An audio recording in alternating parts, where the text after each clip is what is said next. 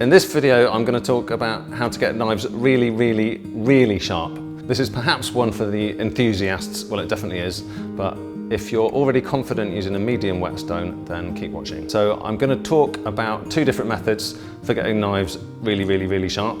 And the first is with fine and polishing whetstones, and the second is with leather strops. Actually, for any kitchen, we'd recommend a 4000 grit whetstone and the edge you get off that as being perfect.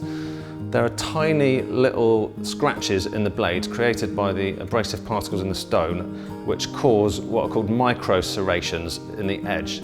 And they, on a microscopic level, work like saw teeth. So if you're trying to cut something with a skin, like a tomato or a sausage, having these tiny little teeth can actually help pierce the skin and initiate the cut. Having said that, you can go even sharper, and you can go up to 8,000, 12,000, 20,000 grit edges, which are completely clean. You can shave hair off your arm if you're into that. They're actually better for foods such as sashimi, where the appearance is everything. Personally, I keep going when I'm sharpening a knife until I can shave hair off my arm, but that's just me.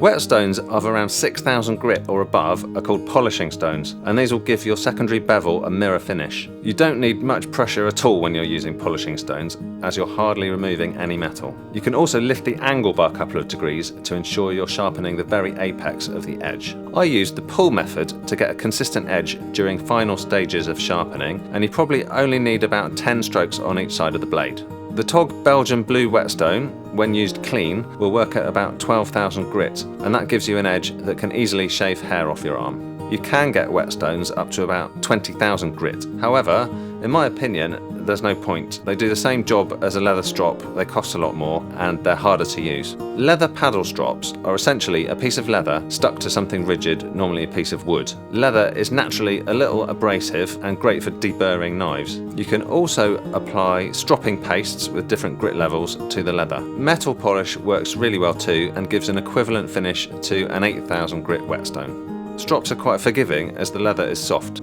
Use an X-shaped motion, alternating sides, and use light pressure. Use the whole length of the cutting edge and the whole length of the strop. Like honing rods, strops are quick and easy to use and produce great results. In order to be effective though, your knife needs to have already been sharpened with a fine whetstone.